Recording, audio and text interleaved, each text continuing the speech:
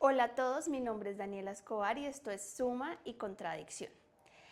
La idea de hoy es entrar en materia. Nuestro primer episodio va a ser sobre la ética, ¿no? Que es un tema que me gusta mucho, es un tema que he estudiado hace muchos años y que creo que tiene que ver todo con las acciones y con todo lo que hacemos cada día. Creo que la relación entre la ética y la vida es esencial. Lo que pasa es que muchas veces no somos conscientes de ello, ¿no?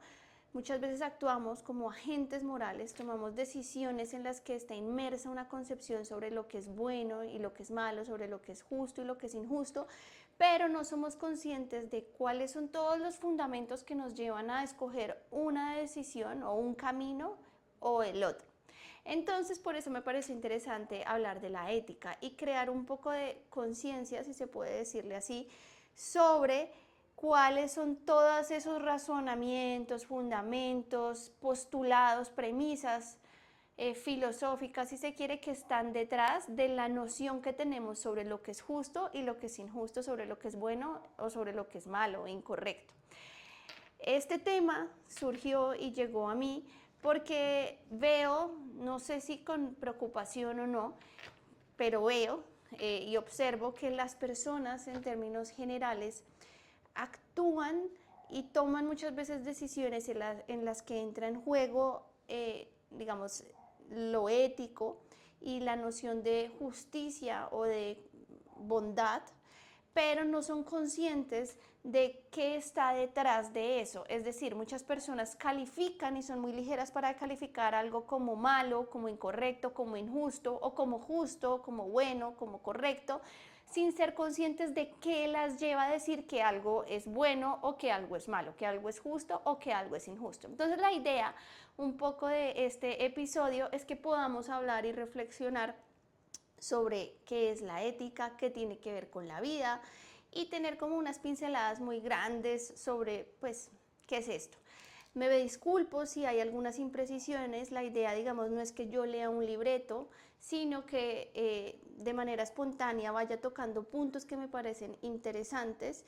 Entonces, si hay errores, si hay fallas, digamos, en la forma en la que me expreso, ténganme un poquito de paciencia mientras me habitúo a este formato, porque la idea es que sea algo más espontáneo y no algo planeado, no algo, digamos, en este momento estoy sola, pero es algo como similar a una conversación, a tener una conversación con alguien. Y pues claro, habrá imprecisiones, habrá generalizaciones tal vez que no deba hacer y demás, pero espero que entiendan y pues que esto se acomoda al formato que quiero que tenga el programa.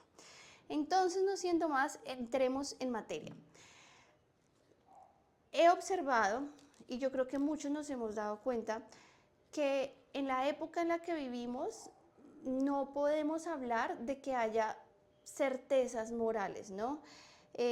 Siento que en el siglo XXI, en el siglo en el que estamos, la frontera entre lo bueno, lo malo, lo correcto y lo incorrecto se ha diluido.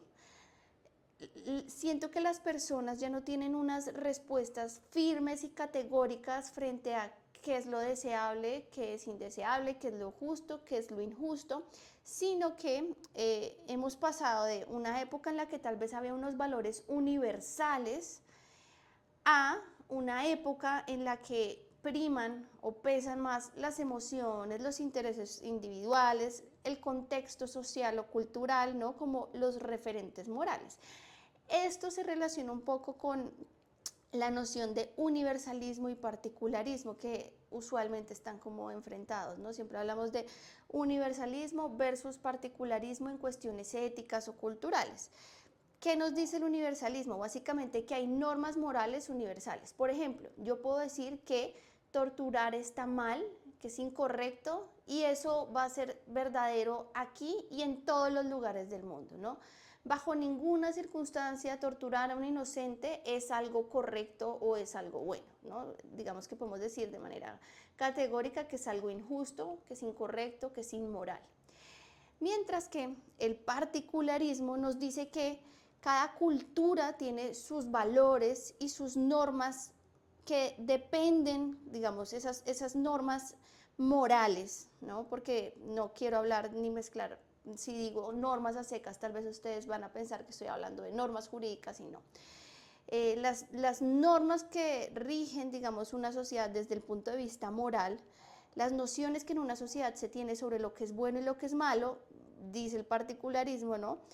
Dependen del contexto cultural o histórico. Entonces, para poner un ejemplo, tal vez algo que es moralmente aceptable en una tribu del Amazonas no lo es en un país de Europa.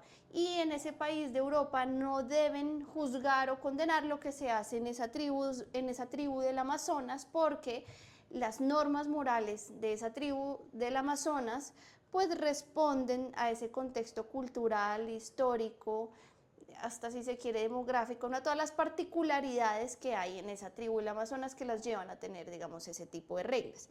Entonces, claro, hay quienes, y yo creo que yo me incluyo, yo si tuviera que tomar una posición hoy, ¿no? Digamos, puede que yo cambie de opinión el día de mañana, pero si tuviera que tomar una posición hoy, me inclino más por el universalismo, más porque soy alguien que cree en los derechos humanos, como esos mínimos que toda sociedad, y digamos, independientemente de las diferencias culturales, históricas y demás, deberían respetar, ¿no? Y creo que el universalismo, el ejemplo o la expresión del universalismo por excelencia son los derechos humanos, ¿no? Como esos mínimos que toda persona tiene por el hecho de ser humano y de nacer.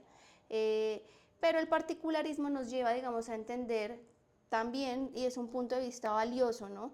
Que cada cultura, que cada sociedad tiene unas circunstancias particulares, digamos que valga ahí la especie de redundancia que hay, tienen unas circunstancias particulares que los llevan a adoptar unas normas diferentes, ¿no? Tal vez, mientras que en un lado del mundo incineramos a los muertos, en otro lado del mundo consideramos que tal vez incinerarlos nos suena como una cosa atroz, una cosa impensable, y creemos que es mucho más digno, podría decirse, comerlos, no sé, por decir una cosa, es un ejemplo, digamos, un poco aterrador, pero dibuja un poquito la idea que quiero que se vea. Yo creo que las sociedades han transitado de esos valores universales, aunque ahí hay algo extraño, porque uno diría, pero no sé, es raro que hables de que pasamos de una sociedad en la que había valores y deberes universales a una sociedad en la que priman más las emociones, los intereses individuales y demás, porque sobre todo uno diría valores universales los hay, tan es así que tenemos pues toda la regulación internacional en materia de derecho internacional de los derechos humanos, ¿no? Y los derechos humanos tienen un fundamento moral y ético.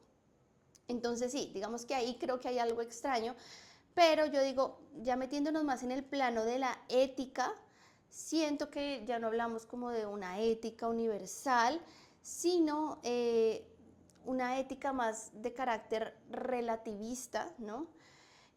O estamos más metidos, la mayoría de personas, digamos, la mayoría de personas que yo conozco de mi edad, con las que yo interactúo, cuando trato de explorar un poquito con ellas o indagar un poquito con ellas, porque creen que algo es deseable, justo, injusto, bueno, malo, etcétera, me encuentro con que están parados desde un relativismo, que igual más adelante vamos a hablar de qué es ese relativismo. Pero creo que no es raro para nosotros oír consignas tales como es que cada quien tiene su verdad, ¿no? Es que las cosas dependen de las circunstancias particulares, depende desde la perspectiva que se le mire. Además, evidencio una exaltación del egoísmo como valor. No es raro oír como a personas decir, no, es que yo tengo que estar en primer lugar, yo me tengo que amar primero a mí para poder amar a los demás, primero yo. También la idea de lo que no te sume, lo que no te aporte, déjalo ir. También ese concepto, la verdad que a mí me choca un poco porque siento que detrás de él hay un egoísmo ahí exaltado como valor, el concepto de aléjate de lo tóxico, ¿no? Saca lo tóxico de tu vida, deja lo tóxico a un lado. Digamos, el sacrificio, la compasión, el deber hacia los otros, que eran nociones tal vez más populares en tiempos de antaño, pues han quedado a un lado, ¿no? Ya no queremos sacrificarnos por los demás, digamos, obviamente estoy generalizando, ¿no? Digo, pues lo que yo a grandes rasgos he podido observar frente a esas personas con las que me relaciono y he tenido la oportunidad de conocer. Y frente a lo que uno ve en redes sociales, ¿no? Entonces está siempre esta idea de ya digamos, me tengo que poner a mí en primer lugar. Y todo lo que a mí no me sume, sacrificarme por los demás, tal vez ya no es algo tan chévere, tan deseable, tan popular. De hecho, pues digamos que no es algo que solo he observado yo, ¿no? El sociólogo Gilles Lipovetsky habla de cómo estamos o asistimos a una época en la que hay una ética débil, mínima, ¿no? Una ética que no demanda mucho de nosotros. Que no nos pone en situaciones incómodas donde tenemos que renunciar tal vez a lo que queremos, a lo que perseguimos, a lo que deseamos, sino que es una ética liviana, una ética light, que no incomoda, ¿no? Que no implica sacrificio. Eso digamos que es como toda la introducción para decir por qué me interesa la ética y por qué me preocupa un poco esto de que impere esa noción tal vez egoísta de el yo soy lo que importo y yo no me sacrifico por nadie, yo no hago, o sea, no tengo por qué aguantar los problemas que tiene alguien, yo no tengo por qué tolerar esto y demás. Tal vez, no sé, puedo estar equivocada. Pienso que tenía más mérito o tiene más mérito eh, cuando uno es un agente moral, tener o sea, esa dificultad a la hora de tomar la decisión porque tal vez va en contra de lo que mis impulsos, mis pasiones y mis deseos me dictan, ¿no? Pero pues ya vamos a entrar en materia. Entonces, para poder empezar formalmente, ¿qué es la ética? La ética es una rama de la filosofía y sí, la ética hace parte de la filosofía y creo que es mi rama favorita de la filosofía, que reflexiona sobre lo que es, digamos, sobre lo bueno, lo malo, lo correcto, lo incorrecto o, por decirlo de alguna otra manera, ¿no? Que reflexiona sobre la moral. La moral es ya el objeto de la ética. De hecho, muchas veces usamos las nociones de ética y moral como si fueran sinónimos y no. La ética es la rama de la filosofía que reflexiona sobre la moral y la moral ya son esas normas, esos conjuntos, digamos, ese conjunto de normas o de principios que hay en una sociedad, digamos, y que se relacionan con lo que en esa sociedad particular tal vez, o incluso podemos hablar de, digamos, la moral de una persona, lo que esa persona o lo que esa sociedad considera bueno, malo, correcto o incorrecto. Entonces la ética reflexiona sobre todo eso. Una pregunta que se hace la ética es ¿cuál? ¿Por qué consideramos que algo es bueno o es malo? Uno podría decir, uno desde la ética podría estudiar, ¿es el aborto algo bueno o algo malo?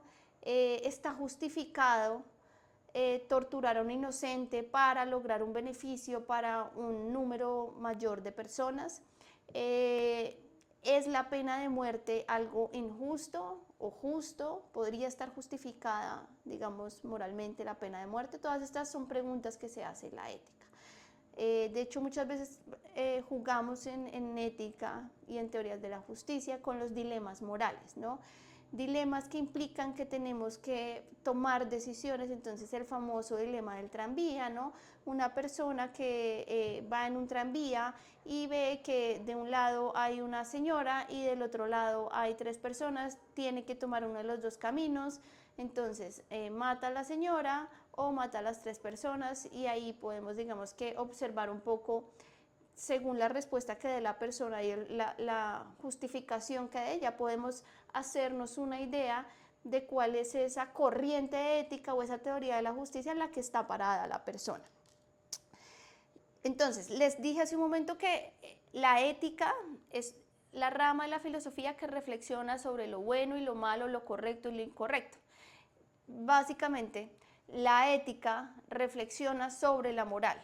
La moral ya son las normas, conjunto de normas o principios que hay en una sociedad que se relacionan con lo que esa sociedad considera bueno, malo, correcto o incorrecto, ¿no? Entonces, uno ya podría decir que hace parte de la moral de una sociedad X el deber de ser fiel, o que en una sociedad X es incorrecto matar. Son normas, digamos, morales que rigen en esa sociedad determinada. ¿Qué tiene que ver la ética con la vida? Todo, absolutamente todo. La ética no está en los libros, la ética está en la vida. Cuando tenemos que tomar decisiones, cuando nos enfrentamos a dilemas, cuando tenemos que renunciar a unas cosas para conseguir otras que consideramos que son mejores, más deseables, más justas, etc. La idea un poco de hablar de ética para la vida es que ustedes, y especialmente espero que me estén oyendo personas jóvenes, sean sus propios legisladores y que ustedes sean conscientes de esas normas morales que utilizan para tomar decisiones en su vida.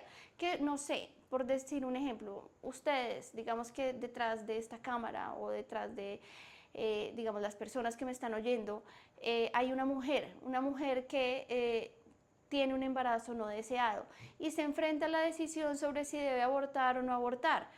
Que no lo haga porque es que los medios de comunicación me dicen que abortar no está mal o me dicen que abortar está mal, y asimismo en las redes sociales y los influenciadores o influencers, como sea que se les diga, sino que sean capaces de reflexionar sobre si eso es correcto o eso es incorrecto y con base en ello actuar, ¿no? Entonces la idea de hablar de ética y reflexionar sobre ética es que nosotros tengamos las riendas de nuestra vida y que nosotros sepamos por qué tomamos las decisiones que tomamos, ¿no? Que seamos conscientes de todos los presupuestos y de todo lo que hay detrás de aquello que consideramos bueno o no, digamos, o incorrecto, ¿no? Bueno, malo, etcétera. No necesariamente nosotros diseñamos nuestras normas morales, porque por ejemplo si uno de ustedes es cristiano, católico por ejemplo, pues dirá, bueno, las normas morales que yo aplico en mi vida están dadas por pues lo que dice el catolicismo, ¿no? Entonces tenemos unos parámetros de acción y unas reglas de acción muy claras, pero que ustedes sean conscientes a la hora de tomar la decisión de que esas son las reglas que van a aplicar. Pero es que uno se encuentra todo tipo de cosas extrañas hoy en día. Personas además que, por ejemplo, dicen ser católicas, pero no adoptan, digamos, las normas morales propias del catolicismo, sino que lo mezclan con una especie de relativismo y con lo que ven, no sé, en redes sociales y demás. Entonces la idea de hablar de ética es que ustedes se hagan conscientes de ello. Voy a tratar de poner unos ejemplos y contar de pronto qué pueden decir frente a esos ejemplos, esos casos. ¿Qué pueden decirnos las principales corrientes éticas? Para que ustedes se hagan una idea de cómo un mismo problema puede tener diferentes soluciones en materia ética y puede llevar a resultados diferentes. Imagínense que están en una relación con alguien, pero se sienten atraídos por otra persona y se les presenta la oportunidad de ser infieles sin que la persona con la que están en una relación, su pareja, se dé cuenta, es decir, sin que haya una consecuencia, digamos, evidente. ¿Aquí entra la ética? Sí, definitivamente sí, la ética tiene algo que decirme frente a esto. Entonces, traigamos a colación las principales, digamos, corrientes éticas. Obviamente voy a empezar con una que me gusta a mí, la ética del deber de Immanuel Kant, filósofo alemán de mis favoritos. Entonces, digamos, no se preocupen o no me ataquen si macheteo un poco lo que dice la ética kantiana, ¿no? Digamos que la idea es simplemente y a grandes rasgos ilustrar qué tiene para decirnos una corriente ética en la que luego quizás podemos profundizar para un ejemplo, un caso concreto para la vida y que se hagan una idea muy general, ¿no? Entonces puedo ser un poco imprecisa, pero tenemos a Kant, que habla de una ética del deber. Kant entiende la libertad de una manera diferente a como la entendemos nosotros, ¿no? Nosotros muchas veces entendemos la libertad como libertad para elegir entre lo que nos gusta y ya. Kant tiene una noción de libertad un poquito más sofisticada y exigente. Libertad no es libertad para elegir, digamos, entre los placeres, ¿no? Libertad no es para decidir, por ejemplo, tener relaciones sexuales con 10 hombres en un día, ¿no? O con quién voy a ir a emborracharme en un día, sino que la libertad implica necesariamente que una persona, haciendo uso de su razón, se da a sí mismo una ley a la que decide someterse, ¿no? Suena extraño, pero es eso. Libertad tiene que ver con que yo soy mi propio legislador y yo diseño las normas a las que me voy a someter o los principios a los que me voy a someter. Entonces, de hecho, no hay algo más contrario a la libertad que cuando actuamos, por ejemplo, impulsados por las pasiones, ¿no? Por los deseos, por los impulsos. Ahí no somos libres, y digamos eso hoy en día es importante y valioso decirlo, porque tal vez pensamos que la libertad es libertad para arrojarnos al placer, ¿no? Para consumir sustancias psicoactivas, consumir alcohol, tener relaciones sexuales con muchas personas, tener muchas parejas.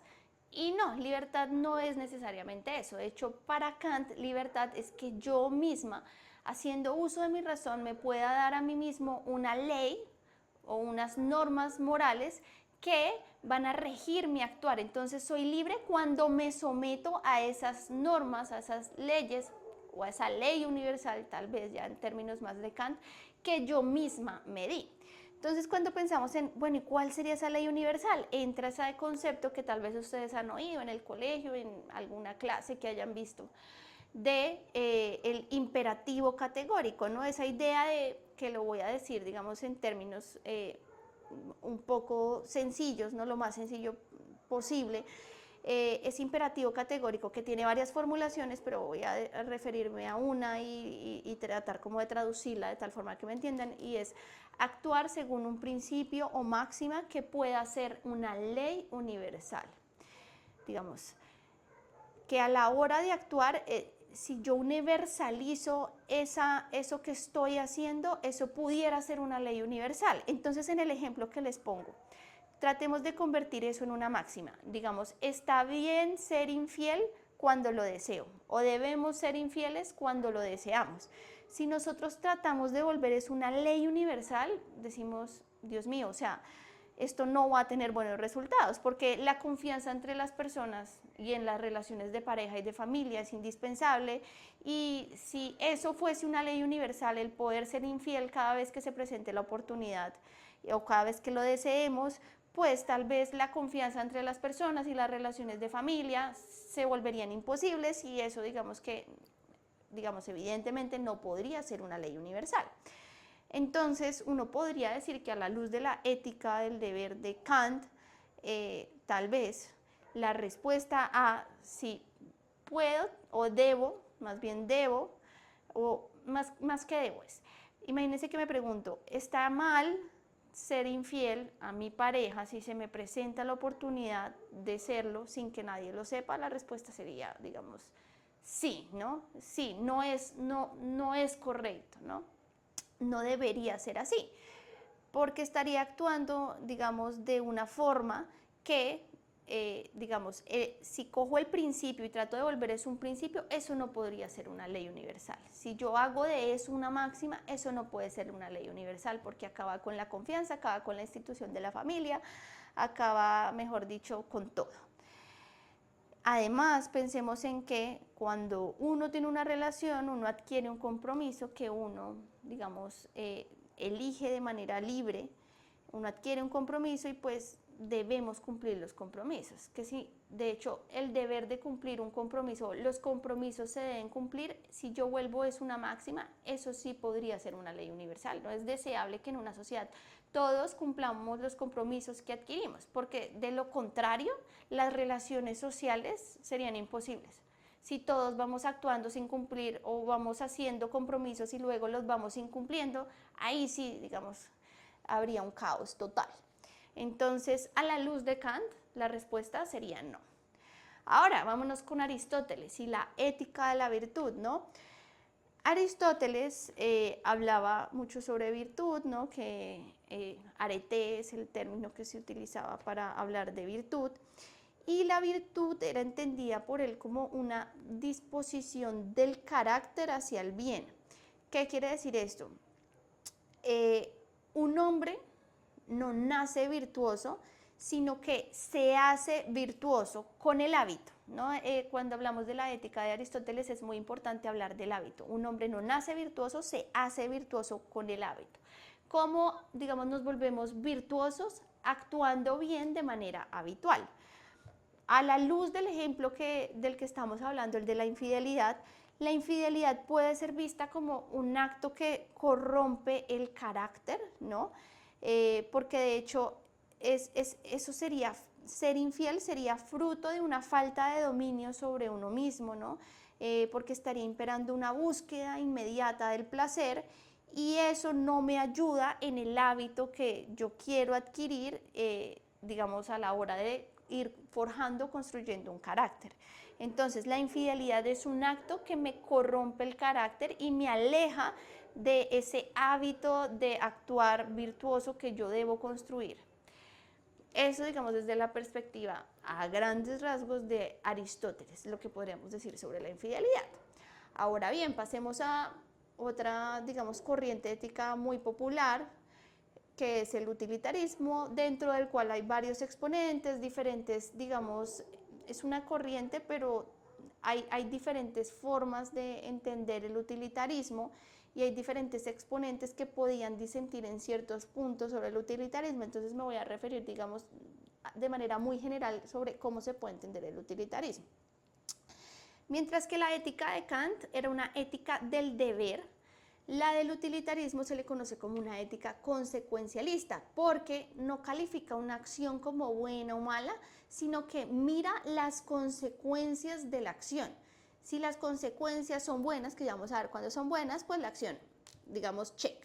Pero si las consecuencias no son buenas, que ya vamos a ver cuando unas consecuencias no son buenas a la luz del utilitarismo, entonces la acción condenada, ¿no?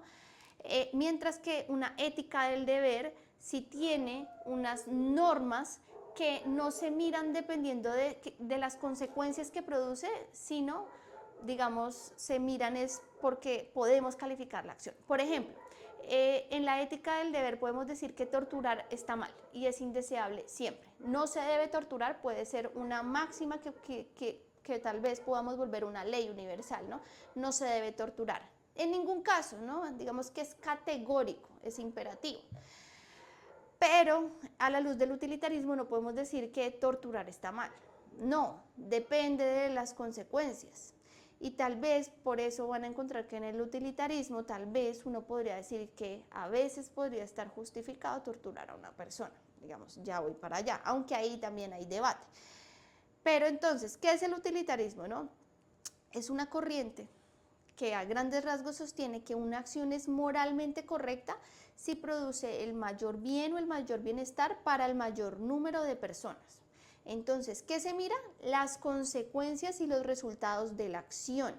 Lo que se busca es maximizar la felicidad o el bienestar general. Entonces, en el ejemplo que les puse de la tortura, claro, a veces sí podría estar justificado torturar a una sola persona por el bienestar de la población. Pienses en el caso de una persona que sabe, es un sospechoso de haber puesto una bomba que va a matar cientos de personas y lo capturamos y queremos saber dónde va a estar dónde puso esa bomba, ¿no? Entonces estaría legitimado torturarlo con el fin de que diga dónde puso la bomba y poder salvar la vida de cientos de personas. Eso, digamos, a la luz del utilitarismo, porque las consecuencias en ese caso nos dicen que va a haber un mayor bienestar para un mayor número de personas a pesar de que tengamos que torturar a esa única persona, ¿no? Hay variaciones, luego podemos hacer un capítulo del utilitarismo si les interesa, pero a grandes rasgos eso es el utilitarismo. Entonces, la infidelidad, a diferencia de, por ejemplo, en una ética del deber como la de Kant, no es intrínsecamente buena o mala, sino que hay que mirar las consecuencias. El valor moral de la infidelidad va a depender, digamos, de hacer un balance o una operación, si se quiere, matemática de que produce, digamos, mayor bienestar y sufrimiento, ¿no? Calculamos sufrimiento versus bienestar y pues si hay más bienestar está validado, no, digamos que no voy a hacer el cálculo para el ejemplo de la infidelidad, sino que me interesa es que sepan cuál es el razonamiento del utilitarismo para evaluar algo como la infidelidad. Ahora bien, vámonos con el relativismo, ¿no? El relativismo como aquella corriente según lo cual lo que es bueno y lo malo depende, ¿no? Esta es la típica respuesta de abogado que dice, se le pregunta algo y dice depende. Bueno, el relativista siempre les va a decir depende, ¿no? Lo bueno y lo malo depende de varias cosas: el contexto histórico, el contexto cultural, el contexto individual. De hecho, el relativismo va muy de la mano del particularismo, digamos que estaría ahí en el particularismo. Lo bueno y lo malo depende de varios factores. Entonces, si estamos en una cultura que acepta las relaciones abiertas, tal vez la infidelidad, pues allí no es incorrecta, ¿no? Entonces no podemos decir que la infidelidad es mala, porque estamos hablando de una cultura que acepta las relaciones abiertas, que acepta la infidelidad. Pero si estamos en otro tipo de cultura, tal vez sí la podamos condenar.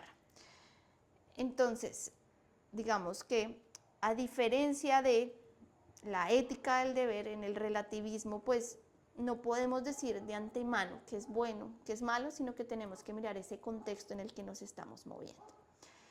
Vámonos por otro ejemplo.